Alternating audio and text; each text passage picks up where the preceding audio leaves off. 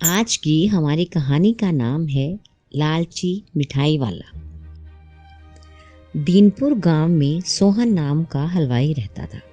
वह खूब बढ़िया और स्वादिष्ट मिठाइयाँ बनाने के लिए जाना जाता था। इसी वजह से उसकी दुकान पूरे गांव में मशहूर थी। पूरा गांव उसी की दुकान से मिठाई खरीदता था। वह और उसकी पत्नी मिलकर शुद्ध देसी घी में मिठाई बनाते थे। इससे मिठाइयाँ काफ़ी अच्छी बनती थी। हर रोज़ शाम होते होते उसकी सारी मिठाइयाँ बिक जाती थी और वह अच्छा मुनाफा भी कमा लेता था। मिठाइयों से जैसे ही आमदनी बढ़ने लगी, सोहन के मन में और पैसा कमाने का लालच आने लग गया। अपने इसी लालच के चलते उसे एक तरकीब सूझी। वह शहर गया और वहां से एक दो चुंबक के टुकड़े लेकर आ गया। उस टुकड़े को उसने अपने तराजू के नीचे लगा दिया। इसके बाद एक नया ग्राहक आया, जिसने सोहन के पास से 1 किलो जलेबी खरीदी। इस बार तराजू में चुंबक लगाने की वजह से सोहन को अधिक मुनाफा हुआ। उसने अपनी इस तरकीब के बारे में अपनी पत्नी को भी बताया, लेकिन उसकी पत्नी को सोहन की यह चालाकी अच्छी नहीं लगी। उसने सोहन को समझाया कि उसे अपने ग्राहकों के साथ इस तरह की धोखेबाजी नहीं करनी चाहिए, लेकिन सोहन ने अपनी पत्नी की बात बिल्कुल भी नहीं सुनी। वो हर रोज तराजू के नीचे चुंबक लगाकर अपने ग्राहकों को धोखा देने लगा। इससे उसका मुनाफा बढ़कर कई गुना अधिक हो गया। इससे सोहन को काफी खुशी हुई। एक दिन सोहन की दुकान पर रवि नाम का एक लड़का आया। उसने सोहन से 2 किलो जलेबी खरीदी। सोहन ने इसे भी चुंबक लगे तराजू से तोलकर जलेबी दे दी। रवि ने जैसे ही जलेबी उठाई, उसे लगा कि जलेबी का वजन 2 किलो से कम है। उसने अपना शक दूर करने के लिए सोहन से दोबारा से जलेबी को तोलने के लिए कहा। रवि की बात सुनकर सोहन चिढ़ गया। उसने कहा, मेरे पास इतना फालतू समय नहीं है कि मैं बार बार तुम्हारी जलेबी ही तोलता रहूं।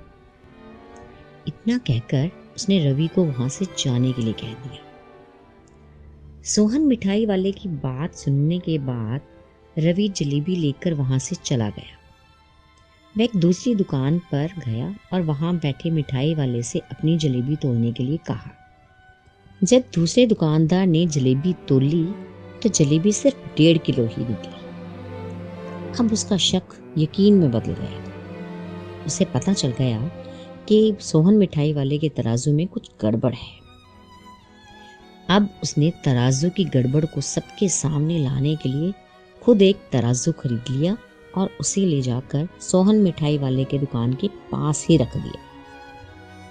फिर रवि अपने सभी गांव के लोगों को वहां पर इकट्ठा करने में लग गया। जैसे ही लोगों की भीड़ बढ़ने लगी तो उसने गांव के लोगों को कहा, आज मैं आप सभी लोगों को एक जादू दिखाऊंगा। यह जादू देखने के लिए बस आप लोगों को सोहन मिठाई वाले से खरीदा गया सामान एक बार इस तराजू में तोलना होगा। तब आप लोग देखेंगे कि कैसे सोहन मिठाई वाले के तराजू में तोली गई मिठाइयाँ इस दूसरे तराजू में अपने आप ही कम हो जाती हैं।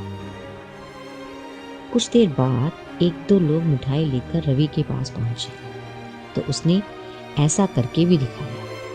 इसके बाद सोहन के दुकान से जिसने भी मिठाई खरीदी थी, सभी ने रवि के तराजू में तोलकर देखा तो सबकी मिठाइयाँ 250 ग्राम से लेकर आधा किलो तक कम निकली।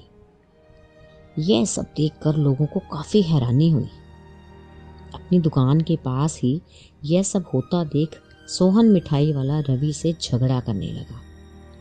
उसने लोगों को बताया कि रवि यह सब नाटक कर रहा है।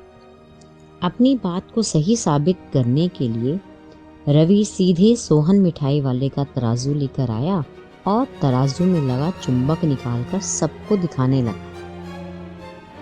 ये देखकर गांव वालों को बहुत गुस्सा आया।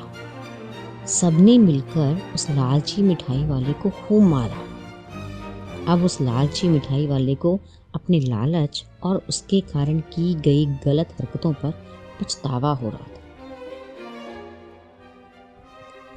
सोहन की इस धोखेबाजी से पूरा गांव नाराज था, इसलिए लोगों ने उसकी दुकान में जाना काफी कम कर दिया। इधर सोहन के पास पछताने के अलावा कुछ और नहीं बचा, क्योंकि वो पूरे गांव वालों का भरोसा खो चुका था।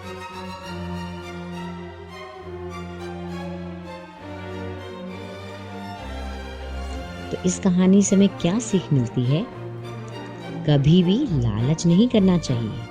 हमेशा ईमानदारी के साथ अपना काम करने से ही इंसान का नाम होता है।